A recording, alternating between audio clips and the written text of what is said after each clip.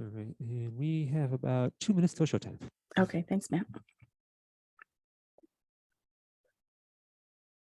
Good. This should be a lot of fun. I think so. I'm looking forward to it. Thank you so much. Even though we're talking about a very sad topic, I think it'll be a good show. Yes. That's true. Yeah.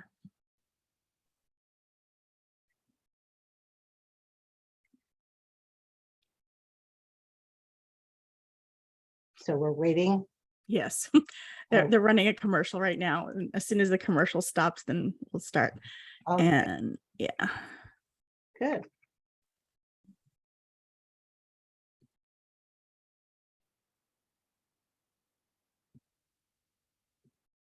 Okay.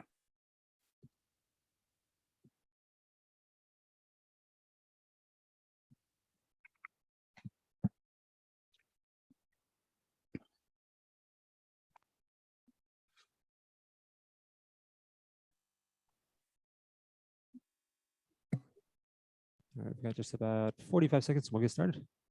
Thank you.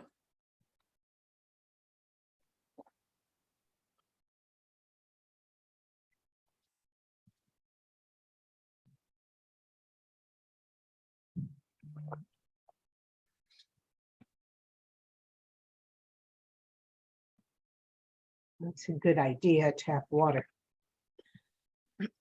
Yes, if you need to go grab one, you have a few seconds. I have, I'll just pour some more here, but I have water, so that's a good thing. All right, I'm going to send the feed your way. Have a great show. Thank you.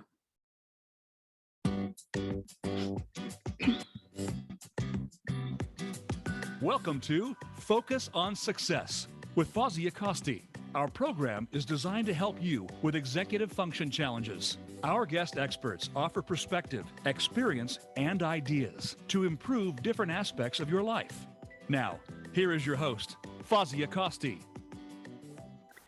Hi, welcome to the show. Today we have Dr. Catherine Athans, and she is going to talk to us about suicide today because, well, September is Suicide Awareness Month, and we wanted to shed some light on the very sad topic. But Dr. Catherine Athans holds a doctorate degree in both clinical and health psychology, along with a master's degree in clinical community psychology. In addition, she's a certified trauma therapist and has been a licensed marriage and family therapist for more than 25 years.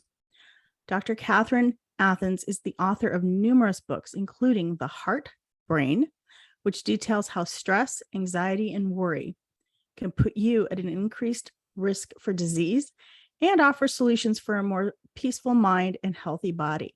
So welcome to the show, Dr. Athans. Thank you so very much. It's my pleasure to be with you and all of your followers and listeners and viewers. Thank you. Yeah, no, I really appreciate you being here. I know this is a very sad topic, but I'm hoping that we can not only shed some light on suicide, but mainly focus on the prevention part. And I think that's important, is kind of shed some light on how we can support people who are feeling in a position where they feel suicide is their only option. So suicide is a really challenging topic, and September is really Suicide Prevention Month with the intention of shedding some light on this really sad topic. So I would like to start off by maybe talking a little bit about why someone would even consider suicide as an option. And you're the expert in this area, so please tell us why someone would even consider taking their own life. Well, there are a number of reasons. One, people get into a funk where they feel they're worthless and no good. And the best thing would be to not be here. That happens a lot, I think, with maybe older adolescents, and then also older adults, maybe who've lost their job or can't had a divorce, a very bad divorce. So there are a number of reasons why people consider eliminating themselves. It's not just one thing, it's a number of things. And we have to be very careful to look at the human being, people we know, to step back and say, is something going on? Is there something different? Because a lot of people who commit suicide barely show any signs at all. And that is very hard on the people who are around them, because if someone commits suicide, a friend or relative, we say, well, why didn't I see it? Why didn't I stop it? And go through this whole self-blaming, guilt-producing, what's wrong with me? And really, I don't think we pay enough attention to each other. We're so busy working, running around, doing all the things we have to do, that we forget to have human interaction.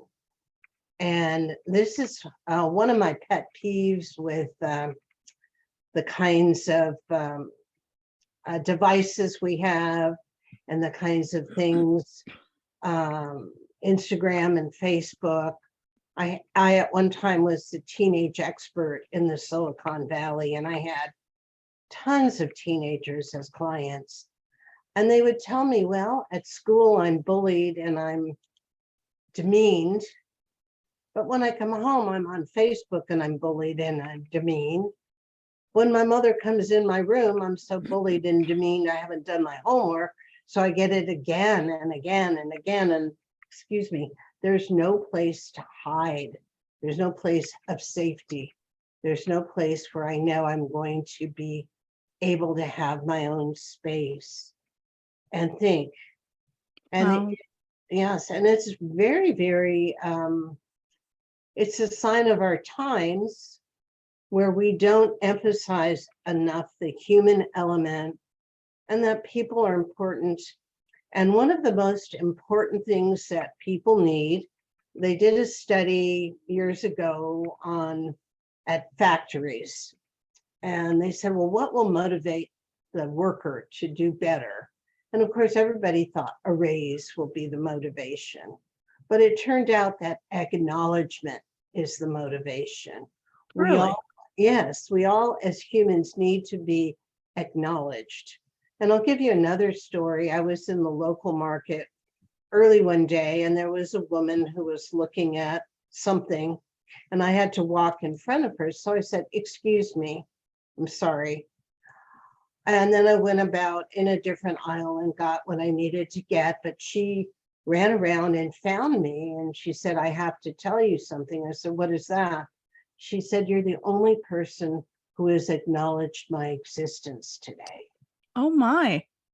And I really need to thank you. Now, can you imagine what that's like? No, I cannot. That's a And horrible feeling. it's a horrible feeling. And a lot of people who contemplate suicide feel like they're invisible. Nobody sees them. Nobody cares. So why should they care? Why should they exist? We all need something to get up to in the morning. But that woman really, her comment was so stunning to think, oh my God, I acknowledged her, and that's what she needed today. Wow. Do you think this is the same? Do you think that it's changed? Life has changed since we've had social media come into our lives. Do you think that social media has basically dehumanized us so that people can bully somebody online and not feel bad about it because maybe that person on the other side of the screen doesn't feel real to them? Oh, absolutely. It has made bad manners kind of the behavior of the day. We used to have good manners, and even in school, I remember being taught manners, even being graded on that. Oh, yeah. And we were graded on how we treated others, if we cooperated, if we were enthusiastic, if we were supportive, if we were empathetic or compassionate. And now none of that goes on. I don't know why it doesn't go on, but it needs to go on because we need to learn at a very early age that other people are part of our world and they need to be acknowledged, pardon me, and considered. So there's this Wow. consider. I as you're talking about this, I was thinking back to a few years ago. I had a student, he actually said to me, "Why do you care?" Because Yes. I really wanted to help him. And I told him, I said, because I share a planet with you and it makes me feel better when the people around me are happier, when the people around me feel acknowledged and are running around getting their needs met. He was shocked. And I'm wondering if that's the norm these days, where nobody expects anything from anybody else. Whereas I think we should have expectations of people being polite to us, acknowledging our presence and things like that. Absolutely, absolutely. And I call social media the antisocial, the biggest antisocial problem we have because of that very thing. We can say whatever we want and think we can get away with it, and it doesn't matter because we don't have any need to consider the person. Right. We consider the person a non-entity. And this is a very dangerous thing because when people are non-entities, then we can do whatever we want to them because it doesn't really matter. They're not really human. And Wow. when people feel suicidal, one feels inhuman, not human, not only not worthy, but not even human. So why should they exist? And of course, the brain gets into a whole different set of issues, and we can talk a little bit about that, where the chemistry of the brain is off. And one of my clients yesterday told me about his massage therapist who was depressed anyway, but his doctor switched him to Ambien as a sleep medication, and the massage therapist committed suicide. Oh, wow. And he didn't know why he did that, except when the Ambien came along, it pushed him over the edge. Now, we have to be very careful with medications. And I'm sorry to say that most doctors aren't careful in having checks to make sure things are going well. Our whole mental health system is very shoddy. We don't spend money on training people, which we need to do, or on having more clinics for people to go to. I know we had spoken about what do you do if you're feeling suicidal? Right. You know, you have hotline numbers, but also go to your local hospital, go in and say, I'm feeling suicidal, up here, or call and say, I need help now. Right. You know, it's really important because a few seconds, a few minutes can make all the difference. So social media has driven people to think, oh, I have all these friends online. I said, yeah, but what friends come to your house? You know, do you have tea with them or lunch with them? Do you share your secrets with them? Do you confide in them? Do they confide in you? No. So they're not really friends. So I know when I was younger, we had a lot of social interactions. You know, I was always at a party or at someone's house or vice versa. They were at my house, I had the party. And I don't notice kids doing things like that these days. Like, and by kids, I mean like people in their, you know, teens, 20s, even 30s. I don't see people going out to dinner. I don't see people having others into their lives. It's going out to dinner. They always meet at a restaurant. They don't allow people into their lives. And I think it's hard for people to feel connected with somebody that they only see in a public forum. Well, absolutely. And for whatever reasons, we don't seem to invite people the way we used to.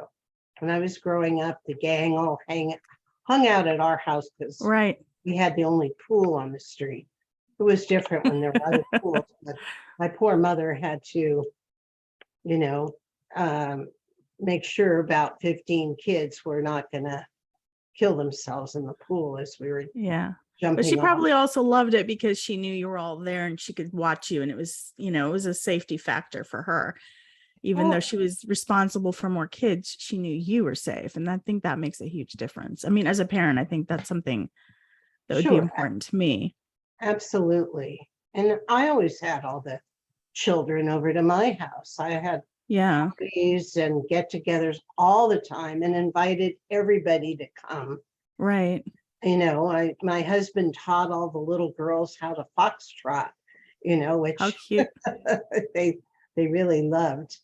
Yeah. And, you know, so having more activities, going to the park, even having volleyball games, having soccer games, you know, all the kids are in soccer and it's very competitive and Yeah. it's Or any kind of exhausting. sport. Yeah. Yeah. Anything that gets you out of the house and gets you engaged in Mhm. something with others, I think is a great thing. But let's talk a little bit about, you know, does suicide discriminate?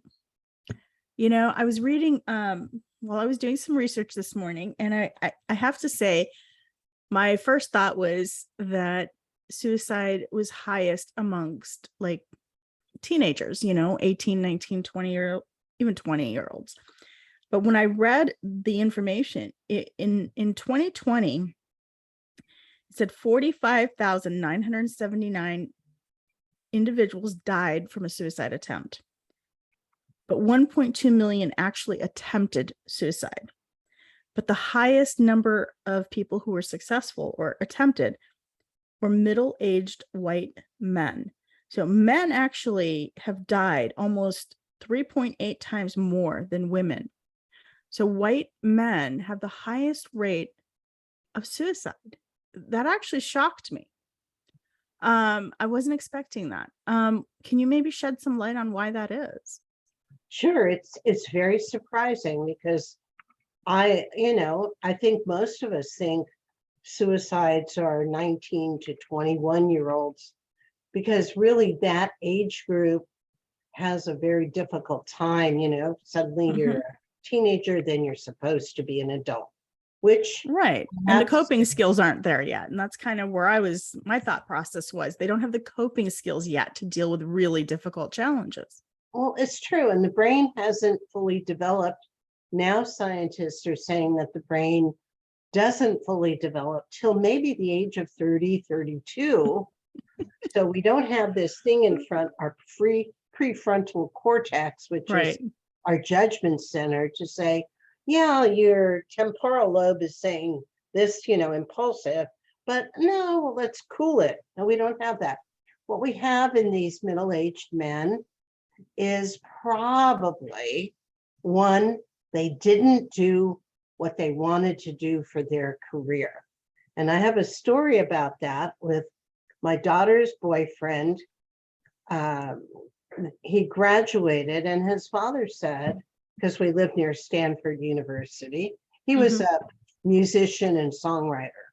His father said, if you become an engineer, take engineering at Stanford, I'll buy you a Porsche. So the young man took engineering at Stanford, and I think he even went a 5th year. And when they had their 5th reunion, high school reunion, he came and told my daughter, that was the worst possible thing I could have done, because I wasted 5 years of my life, and now I'm going to go back and I'm going to make music again. Well, unfortunately, most people don't have that epiphany. Right. Most men will go and they're supposed to be an engineer, they're supposed to be in IT, some kind of computer work, they don't really like it, or They're supposed to be a doctor or a lawyer, whatever they are. And they have a lot of hatred every day and self-hatred because they're doing something that's against themselves. Right. So I would say that would be probably the reason that that group might be most vulnerable. But again, I don't think it discriminates. I think all groups are vulnerable because we're all human, and because this idea of doing something that's valuable is vital to all of us. We all want to contribute to society. And it's very, very important that we are allowed, given the chance to do that. And then once we do, that we're acknowledged for doing that as well. Right. Which that goes back to your story earlier, just having that acknowledgement. Yes. Yes. So it's vital. And I would say, if whoever is watching, do have a party at your house, invite people over, start talking, get a subject, talk to each other. We used to have so many interactions. And of course, I being Greek, my parents had parties all the time. And of course, all the Greeks bring all the friends, plus the children, everybody's there. And The parents, the grandparents, yeah, the whole family's coming. the whole thing, talking, singing, interacting, talking politics, Don't forget the food. the food. Oh, no, the food. Food is phenomenal. Yes. Mhm.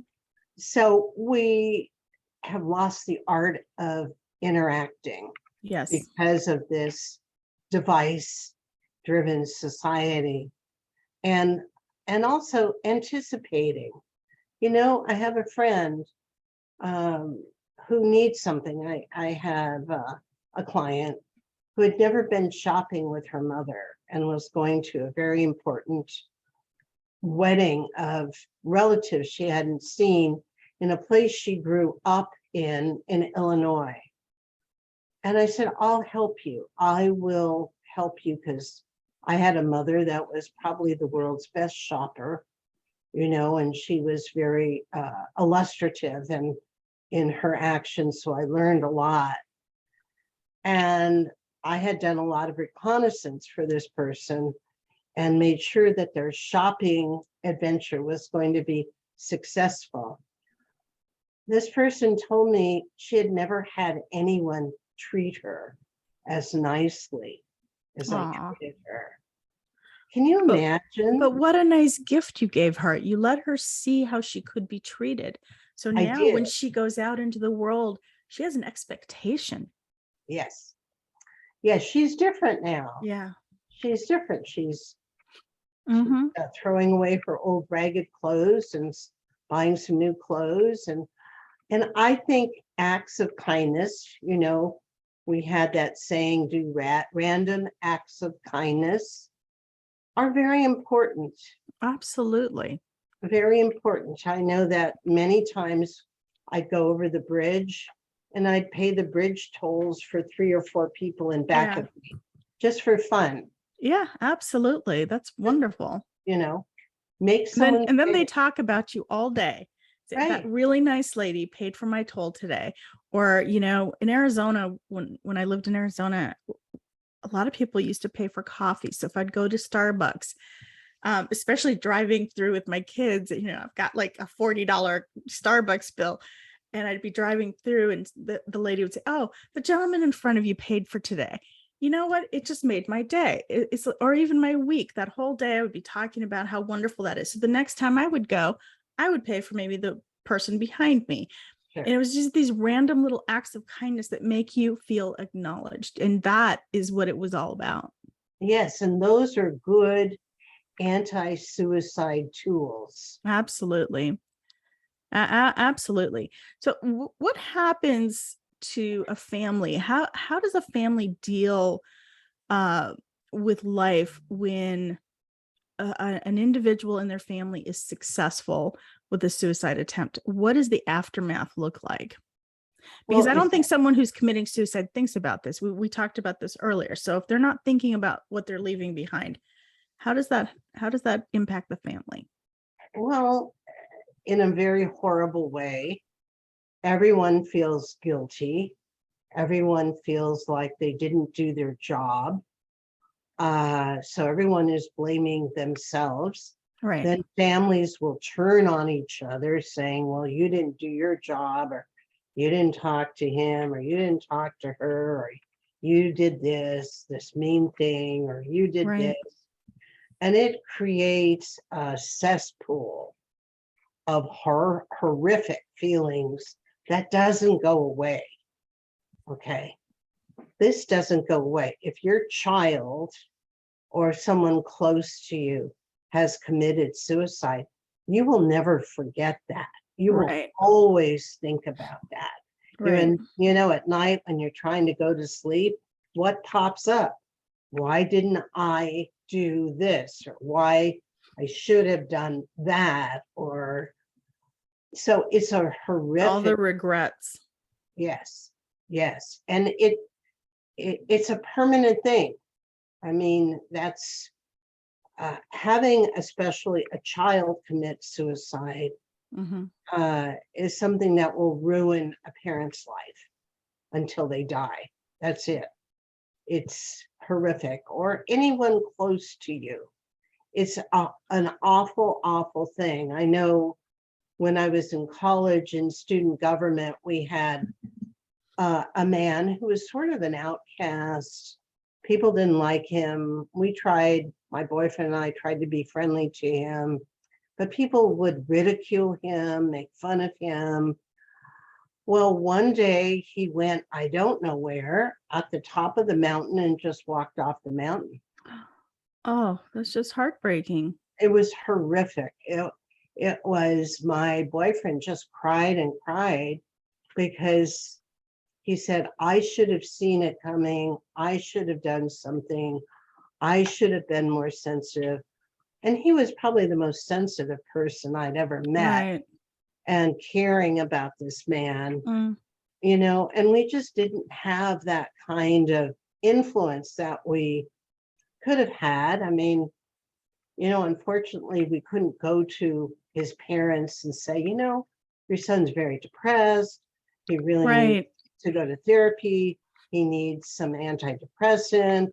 Because what happens when you do that? Parents go, get away from me. What are you talking about? Yeah, You know, you're overstepping. You're not overstepping. You're not in your lane. You need to Right. mind your own business. Yeah. Yes, yes. And unfortunately, that kind of thinking allows the kind of happening to this man that happened, that where he found a lone mountain and just walked off and died. And, you know, so I think we're getting to a place now, because it's being advertised on television even, you're not alone, ask for help. If things aren't going well, there is help available to you. And that people are going, wait a moment, I know that some woman, I guess she had a bike accident the other day, and I saw 5 people around her trying to help her, and I called 911. They said no, they had already done that, but they got involved. And I think more people now are starting to get involved again, because we went through that period where people wouldn't be involved at all. Well, with COVID, nobody was gonna touch you. No one's gonna even look at you, let alone speak to you and be kind. And I think during COVID, with people wearing the masks, it was hard to be interactive. But I think now that, you know, we're not wearing masks anymore, I think people are starting to interact more with each other, and I think that is important. It's a game changer, in my opinion. I agree with you 100%, and I was never a proponent of masks. Me either. No, for many, many reasons. But yes, we have to. We live on one earth with one atmosphere. People don't understand that we're encapsulated here with one atmosphere. It's not, we have several atmospheres. It's one, and things move around in our atmosphere. I agree with you 100%. We are getting ready to take a break. Would you like to share your information and how somebody could contact you if they'd like to? Sure, absolutely.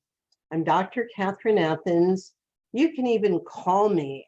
My phone number at the office is 650-948-1796. I'll say it again, 650-948-1796. You can email me at Catherine Athens, PhD at yahoo.com, and it's spelled CATHERINEATHANS, not ENS, ANS, P as in Paul, H as in Harry, D as in dog, at yahoo.com. So Thank you. please. Yeah, thank you so much. And if you're looking to get in touch with me, you can go to executivefunctioncoachaz.com. You can subscribe to our upcoming magazine, Executive Function Magazine. You can make sure that you click on the email that you get so that you can actually be fully subscribed. Our next issue comes out October 10th. And if you'd like to get in touch with me for coaching, you can call me at 480-648-1122, or you can connect with me through our website. Once again, that's Executive Function Coach AZ. And I'd like to thank all of our listeners, especially those in Asia and Africa. Without you, this would not be possible. And also our European listeners. So thank you so much. Without you, this would not be possible. We'll be back after this messages.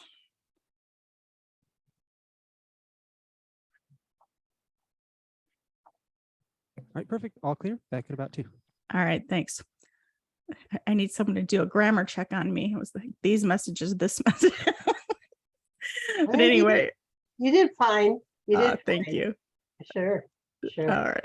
Yes. After writing my last dissertation, I'm so sensitized to grammar. Oh my gosh. You know what? I just lost my editor about a week ago. And so I have a friend who's an author who called me and said, hey, until you find somebody new, I'd be happy to, jump in. And she's been doing a fantastic job because I just don't have time to edit all these articles. I don't have time to, I have my coaching business, I have the magazine, and I have the radio show. So it's like I need an editor. I don't have time to read all these articles. And so it's been a game changer having her help me out. So fabulous. Yeah, fabulous. it's awesome. It's awesome.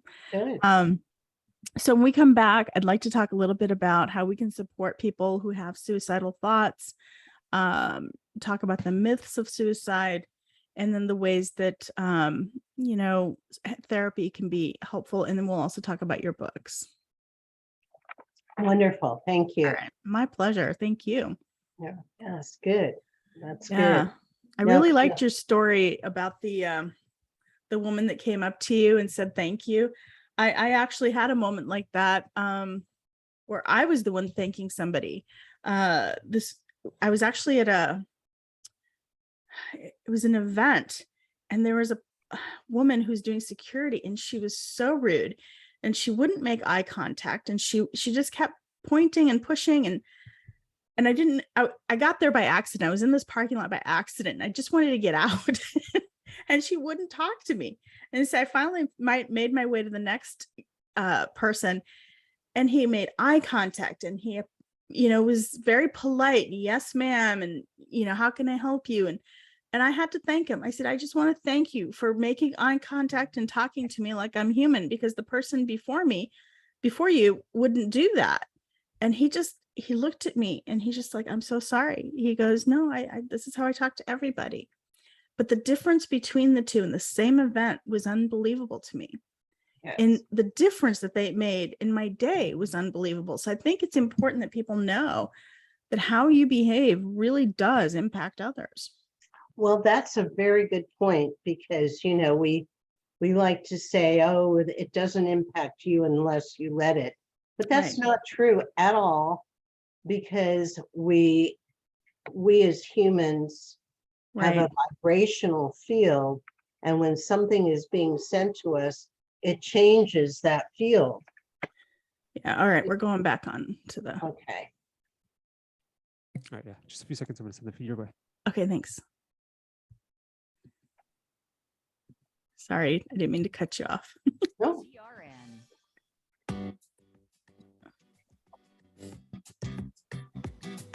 You are listening to Focus on Success. To reach Fawzya Khosti or her guest on the live show, please call 1-888-346-9141.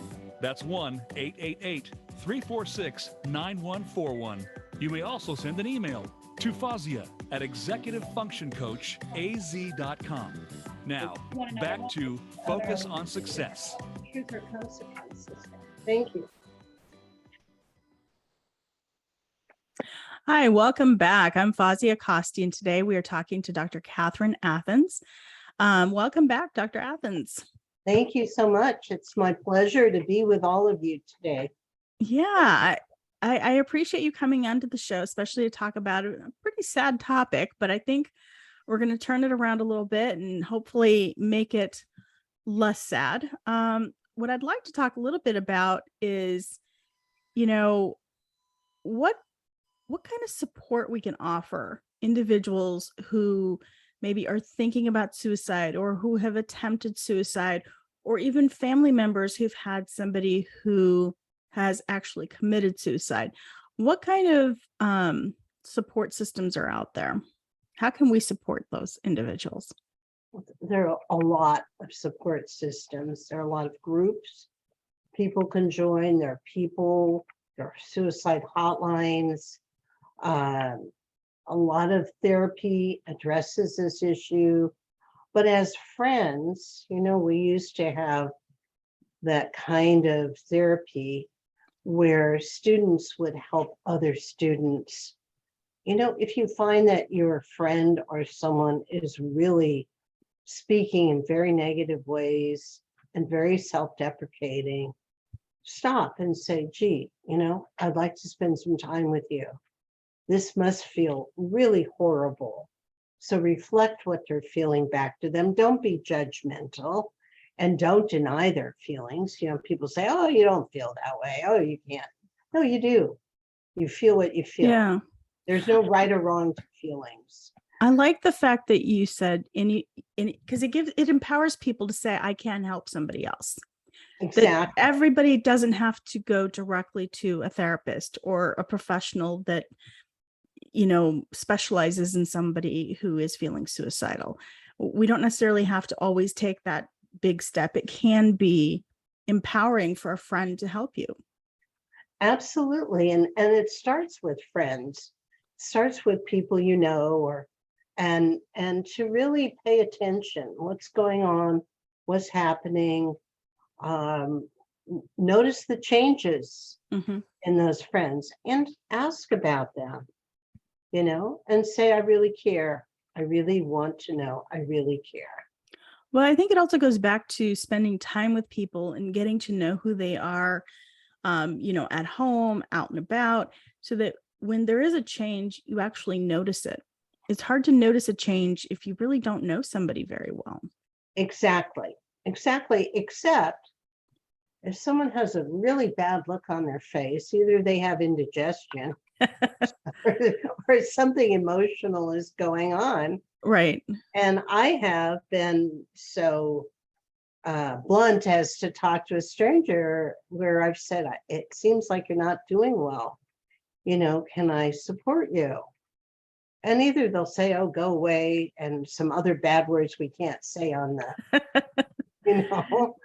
or they'll say, wow, yeah, can you sit down and talk to me for a few minutes? Right. And those kinds of little interventions can save lives.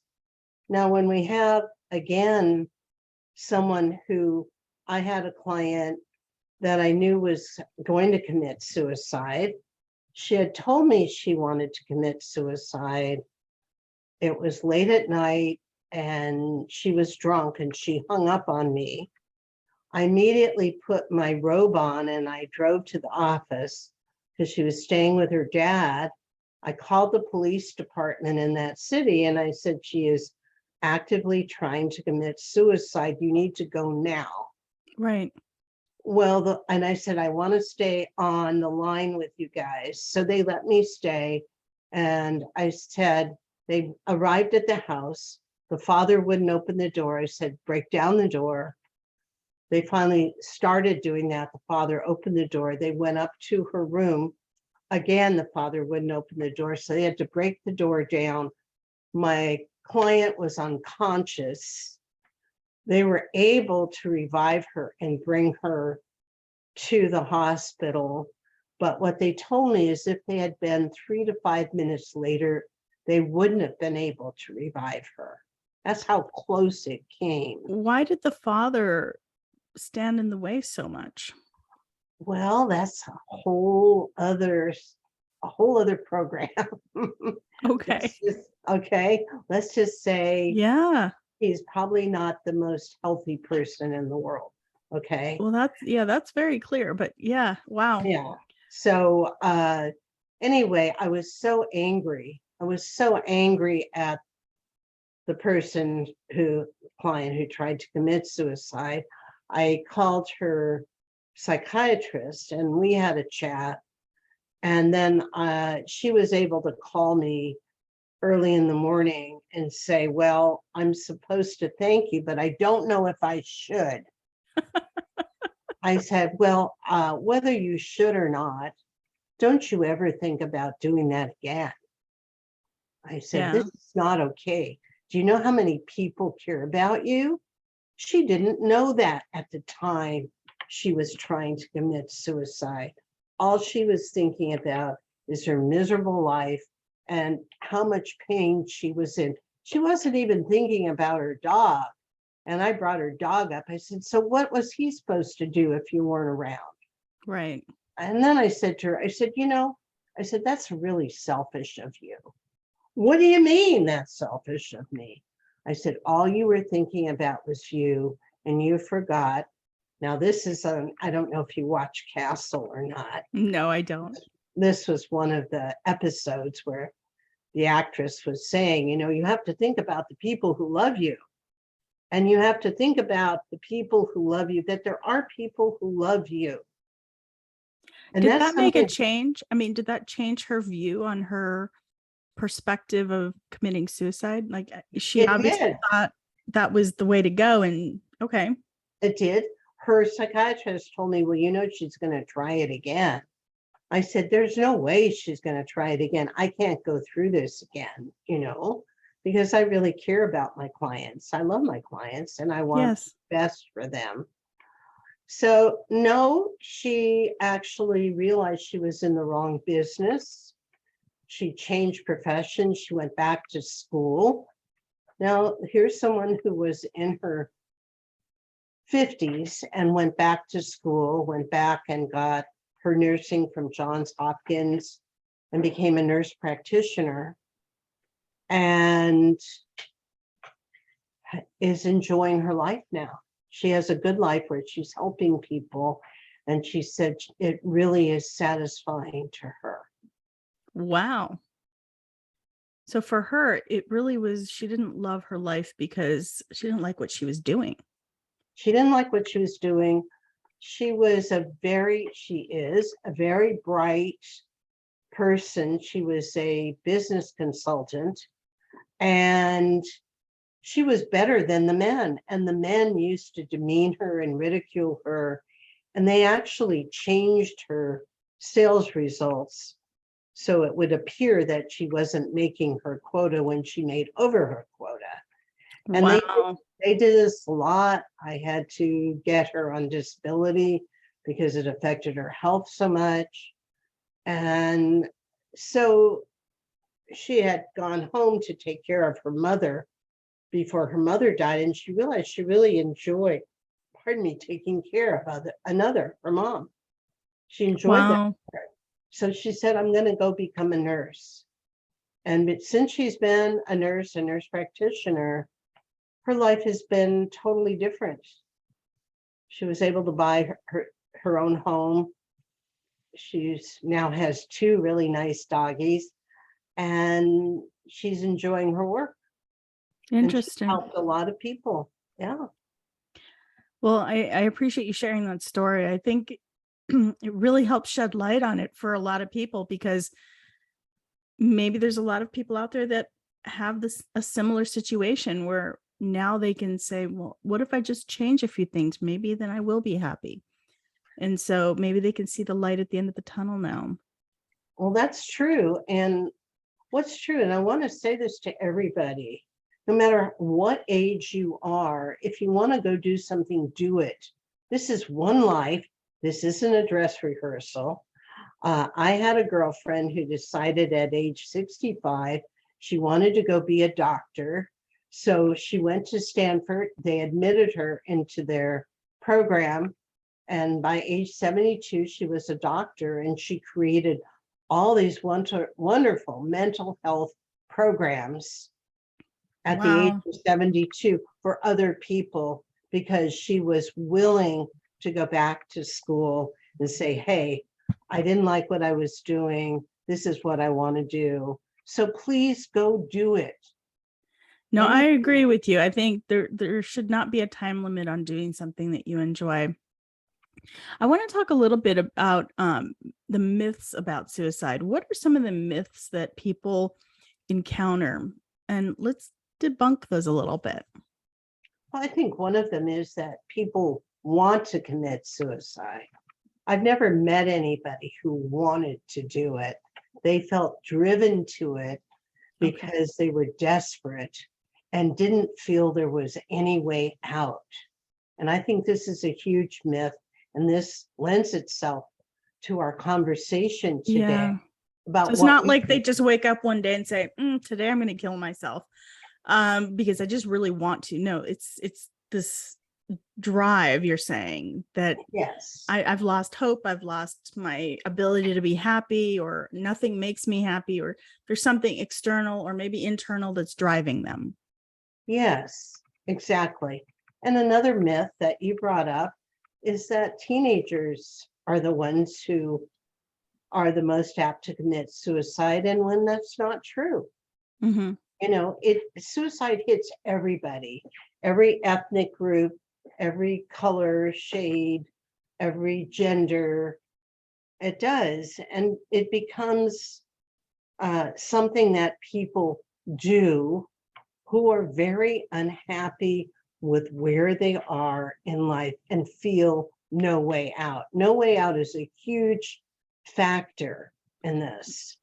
Yeah, that's what it sounds like. They really reach a point where they just have no other option. Yes.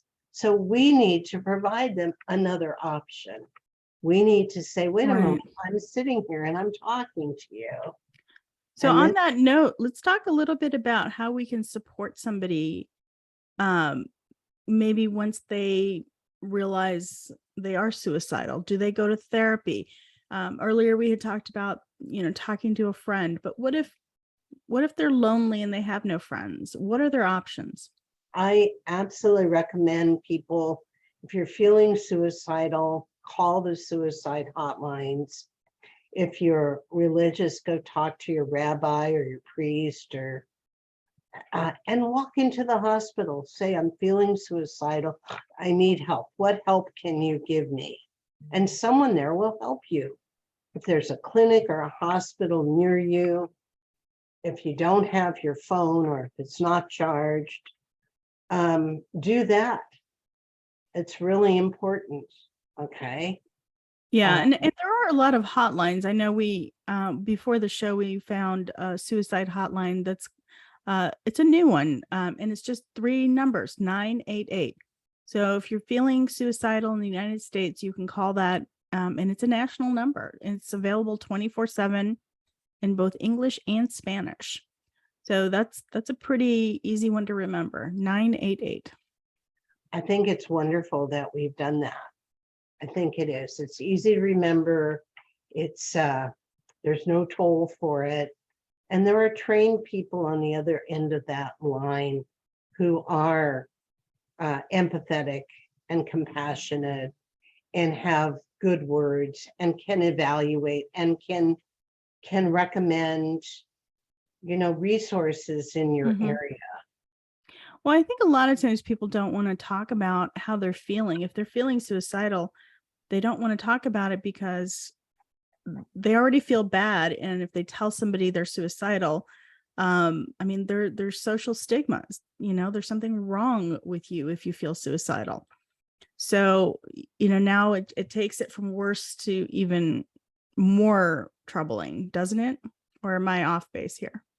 Well, I think it used to be that way. I think we're coming out of this stigma. Maybe partly one of the good things about the pandemic was that stigma is being erased. Good. So many people from the pandemic became suicidal because of lack of interaction with people. And, the brain needs interaction. We are interactive animals. We maintained our race through the ages by our interaction. We are social beings. So it's very, very important to reestablish social ties. And I have my clients go and work at the local food bank, or if they're men who like construction, go work at someplace like the housing, making houses for others, doing things. Go volunteer to give of yourself. Now, why do I say that? Besides, we all think that's a good thing to do. It actually stimulates the production of serotonin in your brain. And what is serotonin? It is the feel-good chemical that says, I'm worthy. Because most of us want to commit suicide when we lack serotonin and we have an imbalance, we have too much dopamine, and we become out of touch with what's going on in the present. One of the ways to avoid suicidal thoughts is to spend time every hour breathing and grounding and being in the present. When you're in the present, the only thing you can feel is happy. It's usually when we're considering the past, then we're considering the future, and we come up with terrible things that we think, which are kind of phantasms. They're not true, right? That's very true. You're correct on that. Yeah. Yeah, I really want to thank you for coming on today and talking about a really difficult challenge that so many people have felt over the last couple of years, especially since COVID started. So thank you for that. We have about 9 minutes left, and I really want to shift gears a little bit and talk about your books. Thank you. Thank you. Well, I started writing books because I had a charitable foundation, and I wanted to have a school for children, but that didn't quite work out. So I had a foundation for single mothers or single fathers in order to offer help with rent or help with the medical procedures so people wouldn't be on the street. And part of that was I started writing a book that came from several lectures I did called Make Your Dreams Come True Now. And let me get that book here and you can see it. Make Your Dreams Come True Now. I love it. And it has everything you need to change your self-behavior. I think it's a wonderful book. I need to rewrite it and update it. But basically, it talks about awareness, becoming aware of yourself. What is you and what are your filters? What filters you? Can you define what a filter is so that our listeners understand what we're talking about? Yes.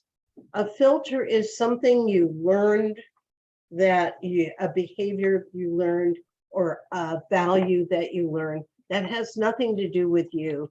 That's also negative. And so when you try to put yourself out, there's like a strainer there that strains part of you. And then also it keeps you isolated. So really becoming aware, no, that isn't me. That's something I learned, and I'm not going to have that as me. I'm going to put that aside and really understand me. So Make Your Dreams Come True. Several people, I have wonderful people, Marianne Williamson and John Gray and Gerald Jampolsky endorse the book. And it's really a whole book on changing your whole life. Now, my clients have said, oh, Catherine, that's really a lot of work. And I don't know about that. So I started writing littler books. You see this little book, and it won an award. It won the best book for a cover award. And it's Truth called and Consequences. Yeah. Truth Okay. or Consequences. I tried to get Truth or Consequences in New Mexico to sell the book. But anyway, truth grows with attention and love. Okay, just thinking about that. Mhm. So what's true in you will grow with attention and love. And when you have truth, you have love. And when you have love, you don't want to kill yourself. You want to express yourself. You want to share it with Absolutely. the world, right? So I think we have beautiful images in here. Absolutely. Really talks about discernment, learning what is true versus lies, learning that truth feels good. Truth does not hurt. Lies hurt. Yeah. Well, Okay. truth is a lot easier to deal with. You don't have to keep things in order. You just have to remember. That's true. Truth nourishes. Lies Yeah. sicken you. Truth Yeah. is friendly. Lies. So it goes on, and it's teaching you discernment. Who are you? How do you function in your world? How can you function better? And then Wonderful. recently We have I- about a minute left. So you had what, Okay. one or two more one books? more book. I have Love I Am, my most recent Awesome. book. And there's a CD for all of us who still have CD players in the back, meditations. And I wrote this book because we don't love enough in our society. I agree with you on that. Yeah, so I this book is all about love and quotes from people about love and how love changes your life. And love of self is very important. Yeah, no, I love that. So how can somebody get a copy of your books? Can you tell us your website, please? Sure, it's either it's Catherine Athens, PhD.com, and it's my name, CATHERINE ATHANS PhD.com. And the books are there. You can go to your local Barnes and Noble and order books from them. You can call me again. And, so there are many ways to get the book. And we'll place a banner on our website for you as well. So if anyone wants to get a copy of your book, they can go to your website through the banner. Thank you. Yeah, absolutely. I just really want to thank you so much for being on the show today, sharing your wealth of knowledge, and sharing your books. I think these are all wonderful ways to make life more beautiful and hopefully help people who are feeling down on themselves, hopefully help them feel a little bit better about life and maybe shift that direction so that you're not so sad or you don't feel so hopeless or helpless and you can actually see a direction that's more positive. So thank you again. If you'd like to get in touch with me, you can go to my website, executivefunctioncoachaz.com. And on that website, you can directly contact me through the Contact Us button. You can subscribe to our magazine, which comes out October 10th. It's our 4th issue. Make sure you click on the email that you get so that you are on our list. And October 10th, you'll get our next issue. So I'm really looking forward to sharing that with you all. And if you're looking to write for the magazine or you'd like to be on the radio show, you can give us a call at 480-648-1122. And without you, this would not be possible. So we want to really thank you for listening. We'll see you next time. All right, perfect. Good show. Great job today. All clear. All right. Thanks, Matt. Thank you again. Yeah, hang on one second, please. I'm gonna